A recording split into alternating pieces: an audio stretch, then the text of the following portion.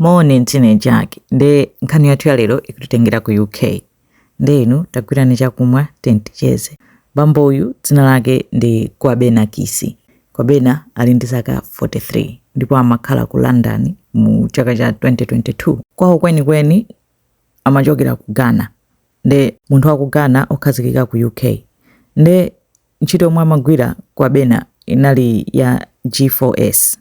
A G4S ndi aja amakhala ngati a security, amayenda mdzivani zawo zija za secure, amasuntha ndrama, amanyamuka kukatenga ndrama mbanki, atavala zawo zokhala ngati uniform cha security chonchi, akatenga ndrama mbanki, kama akasuntha kupitisa banki ina. Anthu oti nthawi zina amachitidwa target ndi anthu okuba, koma zimakhala zovuta, koma ntchito yake inali imeneyo yoti amapita mbanki akatenga ndrama, apita nazo akasiya mbanki ina. Choncho anakhala agwira ntchito imeneyo ndi amadziwa chilichonse imene chimayendera. Sono Kwabena anapanga decide kuti abe ndrama. Anakhala kuti wayiwerenga mene zonse zimayendera, amene amatengera ndrama ku banki, mene amayendera akachoka kumeneko, anapanga chipulani chake. Kwabena anthawi imeneyo analona kuti wasiya ntchitoyo, koma anasunga uniform ya G4S. Ndi anapezeka kuti tsiku lina pa 5 July 2022 anavala uniform yake ija, nkunyamula chibagi chomwe amanyamula nthawi zonse akamapita ukasuntha ndrama. Koma anali atasiya ku ntchito eti ananyamuka nkuyenda ndendende mene amayendera ku North London. Analowa mu bank, Santander Bank, yoti ankapita nthawi zonse amadziwa mene chilichonse chimayendera. Anafika mene ankafikira kale kukumana ndi bank manager, kumpasa chikwama chija. Bank manager analandira zanomo bwinobwino zomwe chizolowezi kutsegula ku secure area.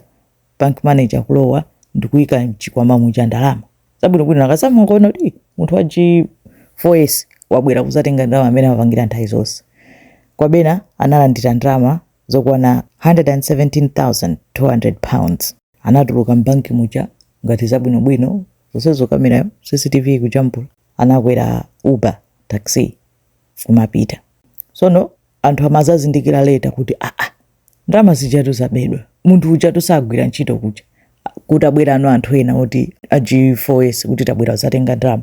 A banki nkumati mesa mwabwera kale, anthu dzidzidzi ndi chani, ndikuyamba nochita follow up kunena kuti ndi ndani anabwera kuzatenga ndrama.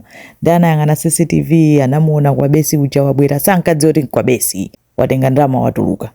Anamuona CCTV yapanja akulowa muchani mu Uber muja. Ndi anachita follow up Uber ija kunena kuti nthawi iyi anabuka ndani, ngasi Uber umabuka online ndi umagwiritsa ntchito dzina lako.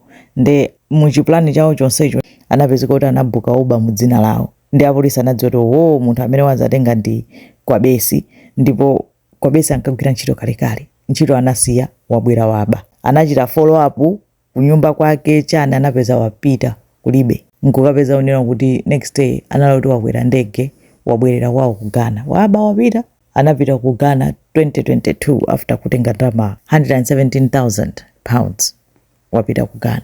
Ndi zaka zonsezi anali ku Ghana ndi ndrama sija. Kachamulodza nchani March 2026 wapanga decide kuti abwererenso ku UK after zonsezo.